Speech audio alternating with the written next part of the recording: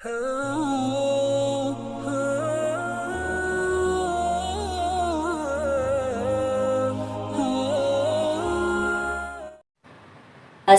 علیکم ورحمۃ اللہ وبرکاتہ۔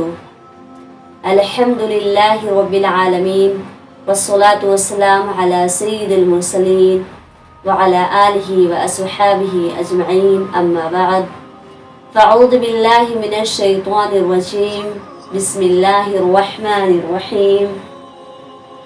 ما يريد الله ليجعل عليكم من حرج ولكن يريد ليطهركم وَلِيُتِمَّ نِعْمَتَهُ عَلَيْكُمْ لَعَلَّكُمْ تَشْكُرُونَ رَبِّ اشْرَحْ لِي صَدْرِي وَيَسِّرْ لِي أَمْرِي وَاحْلُلْ عُقْدَةً مِّن لِّسَانِي يَفْقَهُوا قَوْلِي رَبِّ زِدْنِی عِلْمًا۔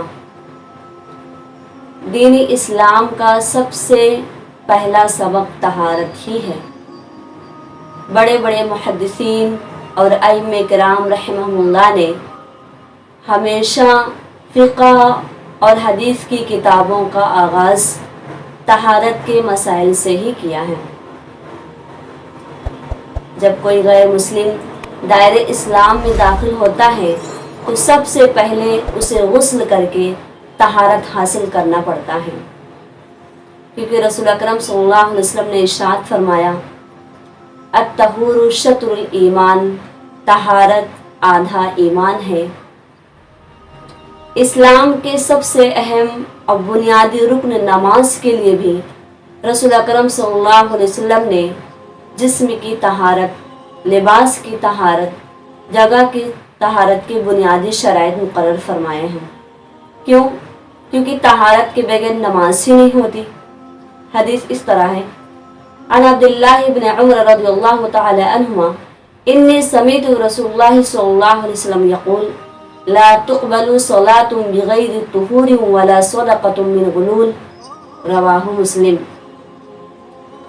حضرت عبداللہ ابن عمر رضی اللہ تعالی عنہما بیان کرتے ہیں کہ میں نے رسول اکرم صلی اللہ علیہ وسلم کو فرماتے ہوئے سنا، اللہ سبحانہ و تعالی طہارت کے بغیر کوئی نماز قبول نہیں کرتا، اور مال غنیمت سے چوری کیے ہوئے مال کا صدقہ قبول نہیں کرتا۔ اسی طرح دوسری حدیث میں ہے، عن ابی سعید الخدری رضی اللہ تعالی عنہ عن النبی صلی اللہ علیہ وسلم قال مفتاح الصلاة الطہور وتحریمها التکبیر وتحلیلها التسلیم، رواہ ابن ماجہ۔ حضرت ابو سعید خدری رضی اللہ تعالی عنہ نبی اکرم صلی اللہ علیہ وسلم سے روایت کرتے ہیں کہ آپ صلی اللہ علیہ وسلم نے فرمایا، طہارت نماز کی کنجی ہے، نماز کی چابی ہے۔ نماز کی ابتدا تکبیر سے ہے اور اختتام سلام پھیرنا ہے۔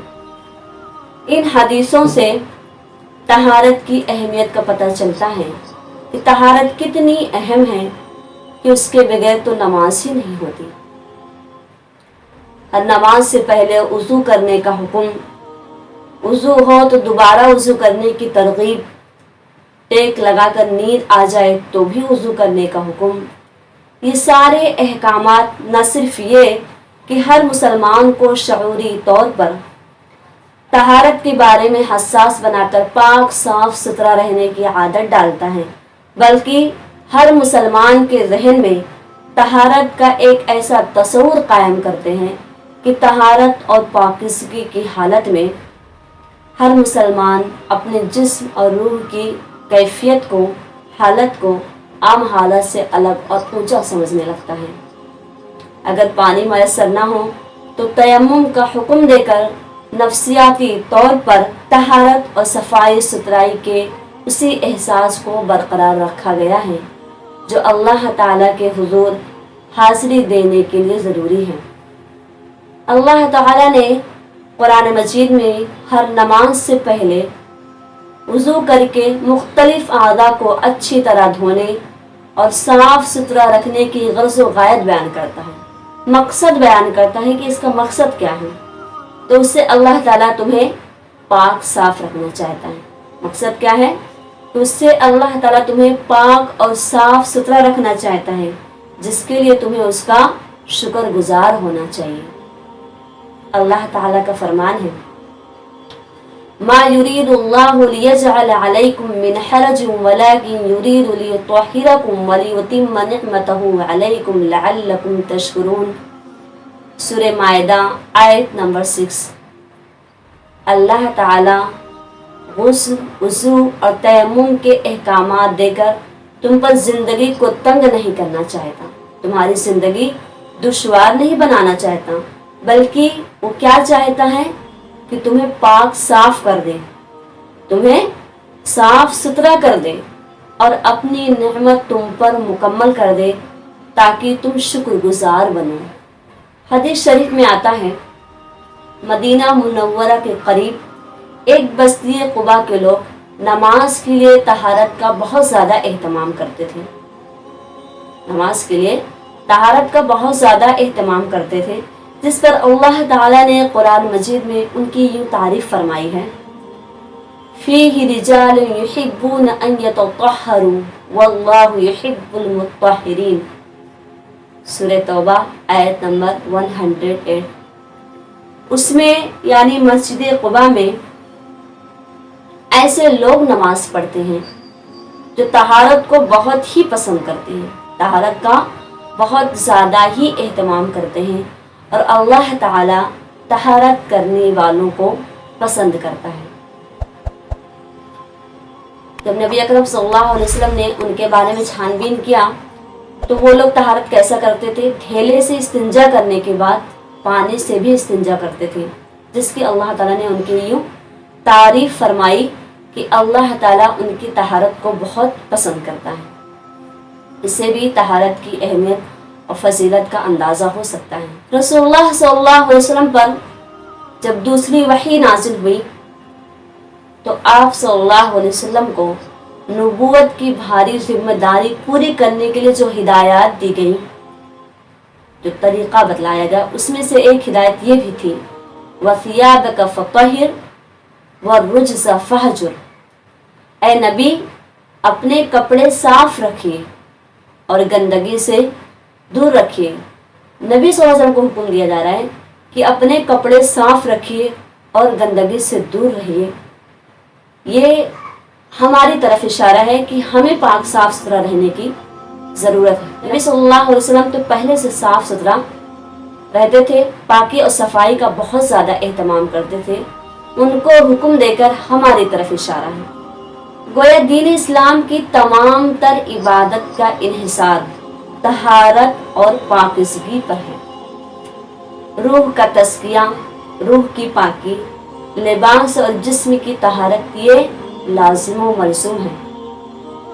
चुनांचा रसूल अकरम सल्लल्लाहु अलैहि वसल्लम ने न सिर्फ खुद उम्मत के सामने तहारत और पाकिज़गी का आला नमूना कायम करके दिखाया, बल्कि उम्मत को भी पाक साफ सुथरा रहने की तरगीब दी है, निहायत आला मेयार दिया है। एक वाक़या सुने। एक सहाबी बिखरे हुए बालों के साथ आप सल्लल्लाहु अलैहि वसल्लम की खिदमत में हाजिर हुआ तो आप सल्लल्लाहु अलैहि वसल्लम के मिजाज मुबारक ने उसे नापसंद किया और उसे बाल संवारने का हुक्म दिया कि अपने बाल को संवार लो, सही कर लो। जब वो शख्स दोबारा हाजिर हुआ तो आप सल्लल्लाहु अलैहि वसल्लम ने इरशाद फरमाया, परा गंदा बाल, बिखरे हुए बाल, गंदे बाल, ये शैतानी फेल है, शैतान का काम है, लिहाजा अपने बालों को संवारो और साफ सुथरा रखो। एक और सहाबी मैले कुचैले और पुराने कपड़ों के साथ हाजिर हुआ तो आप सल्लल्लाहु अलैहि वसल्लम ने पूछा, तुम्हारे पास माल नहीं है?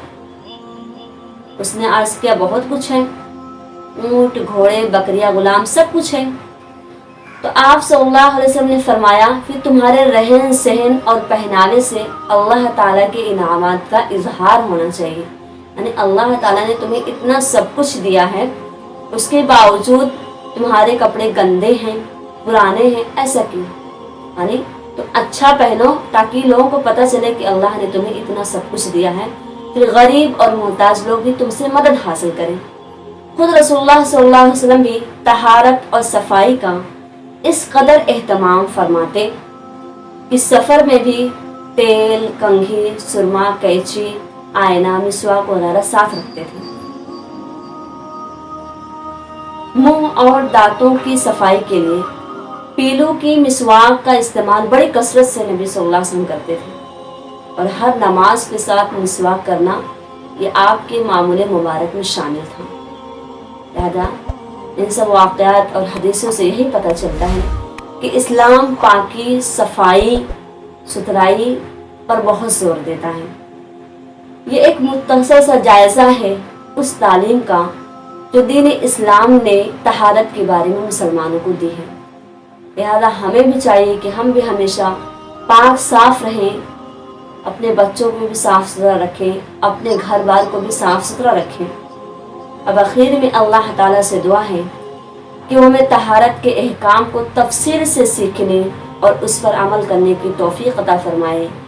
آمین ثم آمین، وآخر دعوانا ان الحمد للہ رب العالمین۔ السلام علیکم ورحمۃ اللہ وبرکاتہ۔